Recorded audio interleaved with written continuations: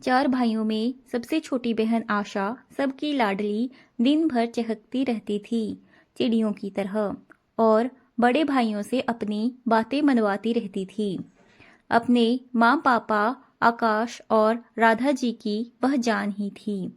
समय बीतता गया, पढ़ाई लिखाई करके तीनों भाई अपनी अपनी नौकरी में लग गए। एक एक कर तीनों भाइयों की भी शादी हो गई। घर में भाभियां आ गई। तीनों भाभी व्यवहार से तो ठीक ही थी। परिवार में सब कुछ ठीक ठाक खुशी खुशी चल रहा था। आशा अभी बीए सेकेंड ईयर में पढ़ ही रही थी। देखने में भी अच्छी भली थी। जो भी रिश्तेदार आते सब यही कहते कि अब आशा के लिए रिश्ता देखिए। पापा कहते अभी नहीं, बीए कंप्लीट कर लेगी तब। क्या आकाश जी आप भी ज्यादा पढ़ लिख कर भी क्या करेगी, घर ही तो संभालना है ससुराल जाकर। ऐसा कैसे आप बोल दिए श्याम बाबू, आजकल जमाना बिना पढ़े लिखे गुजारे का नहीं है। लड़की पढ़ी लिखी रहेगी, कभी ऊंच नीच कुछ हो जाए, उसके विपत्ति का श्रृंगार बनेगी यह पढ़ाई। वैसे आपकी जो मर्जी आकाश बाबू, मुझे कहना था सो मैंने कह दिया। पुनः अरे आकाश जी, लड़का देखने में भी तो समय लगेगा। देखते देखते ये दिन कैसे बीत जाएगा पता भी नहीं चलेगा आपको। पापा थोड़ा रुक कर, हाँ यह भी सही कह रहे हैं आप, मुझे सोचना चाहिए आशा की शादी के बारे में। इधर आशा शादी की बात सुनकर थोड़ा सहम सी जाती है। अभी भी लोग ससुराल के माहौल को बहुत डरनुमा ही बनाते हैं, सहज नहीं। सभी हर बात में कहते हैं ससुराल जाएगी तो सीख जाएगी, इसीलिए आशा को ससुराल के नाम से डर लगने लगा था। 2 साल बाद बेहतर रिजल्ट के साथ बीए पूरा हो गया आशा का। कई जगह जाने के बाद आशा के लिए एक अच्छे वर की तलाश आकाश जी की संपन्न हुई। आज हमारी आशा की शादी है विजय बाबू के साथ। पेशे से बैंक मैनेजर हैं। उनके पिताजी शिक्षक हैं। 2 छोटी बहनें हैं विजय जी की। कुल मिलाकर सुखी संपन्न परिवार मिल रहा है हमारी आशा को। खुशी खुशी सारी रस्में शादी की पूरा होने के बाद आशा आज अपने ससुराल पहुंचती है। बहुत जोरों शोरों से उसका स्वागत किया जाता है, क्योंकि घर की वह इकलौती बहू है। आशा की सासू माँ बहुत ही सुंदर से बहू का स्वागत करती है। सारी रस्में ससुराल की होने के बाद बहू को अपने कमरे में ले जाते हुए विजय की माँ रेवती जी कहती हैं, आशा कोई भी दिक्कत हो तो बेहिचक मुझे कहना है, मैं तुम्हारी माँ समान नहीं, माँ हूँ। ठीक है माँ जी नहीं, सिर्फ तुम्हारी माँ। आशा को हैरत हो रही थी कि यह सिर्फ मेरी सासू माँ का दिखावा था या फिर सच में विजय जी की माँ ऐसी है। सभी आज तक बोलते रहते थे सास बहुत गर्म होती है, ससुराल में जीना मुश्किल कर देती है वगैरह वगैरह। ये तो बिल्कुल विपरीत है। सुबह जब आंखें खुलती हैं, आशा देखती है कि रेवती जी सारा काम कर चुकी होती है।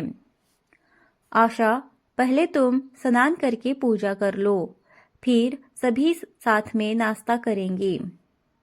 जी ठीक है आशा माँ, आपने मुझे जगाया क्यों नहीं? कुछ काम में हाथ बटा देती मैं भी। अरे बेटा, अभी तुम्हारे मेहंदी के रंग हैं, इसे आराम से रहने दो।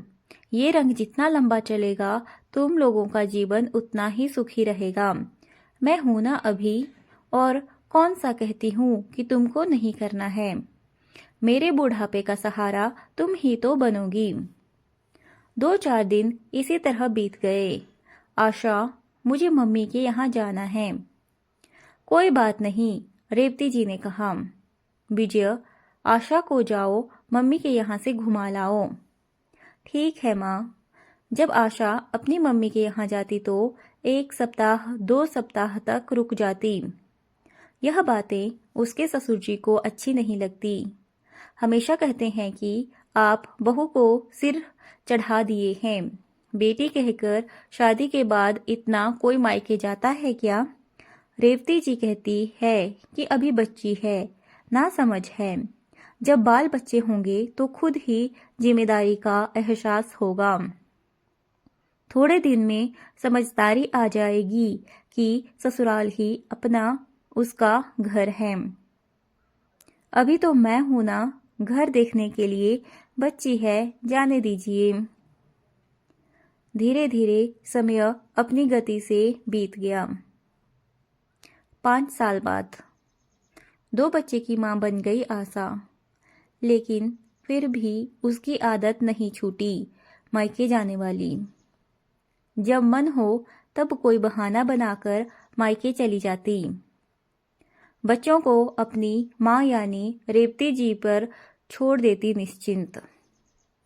इधर मायके में भाभियों को इसका इतना बार बार आना जाना अच्छा नहीं लगता था। ना ही माँ को भाभियों के बीच आशा की वजह से हमेशा अनबन अच्छी लगती थी। इस बार आशा जब मायके आई विजय जी के साथ, रात में तो सब ठीक ठाक था। सुबह आशा जब बाथरूम की तरफ जाने लगी, उसने सुना कि माँ और भाभी उसी के बारे में बात कर रहे हैं। वह थोड़ा ध्यान लगाकर सुनने लगी। भाभी कह रही थी कि क्या दिक्कत है आशा जी को अपने ससुराल में। इतनी अच्छी सास, इतना अच्छा परिवार मिला हुआ है, फिर भी जब देखो तब यहाँ आ जाती है। कह तो भाभी सही रही थी, मुझे ससुराल में कभी ससुराल जैसा लगा ही नहीं, लेकिन मैंने कभी इस बारे में सोचा ही नहीं। दुनिया जैसे बोलती थी, यही भ्रम मेरे दिमाग में भी लगा हुआ था कि ससुराल यानी लड़कियों के लिए सजा। खुद तो आती ही है, विजय जी को भी लेते आती है। स्वागत में कम खर्चे होते हैं क्या? माँ भी बोल रही थी, हाँ सही बात है। इस वक्त तुम दोनों झगड़ा मत करो, मैं आशा से बात करूंगी। तभी आशा माँ से लिपटते हुए, आज के बाद मैं बिना किसी ओकेजन के कभी नहीं आऊंगी।